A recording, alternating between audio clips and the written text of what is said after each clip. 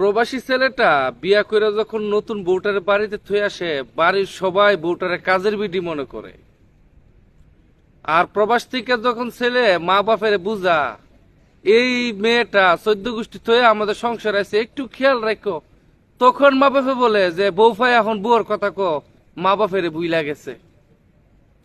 বউর সাথে যদি একটু বেশি কথা বলি আর মা বাপে বউরে বলে আমার ছেলের তাবিজ করছে, ছেলে বউ ছাড়া কিচ্ছু বুঝে না। আর যদি কোনো কারণে একটু টাকা পয়সা কম দেওয়া হয়, আমার ছেলেটা শ্বশুর বাড়ির টাকা জোলা করে।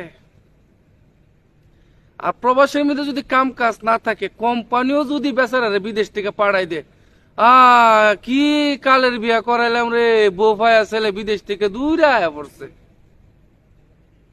ছেলেটা করবোটা কি ভাই, প্রবাসীটার করণীয় কি, একটু কমেন্টে জানায়েন, একটু কমেন্টে জানায়েন।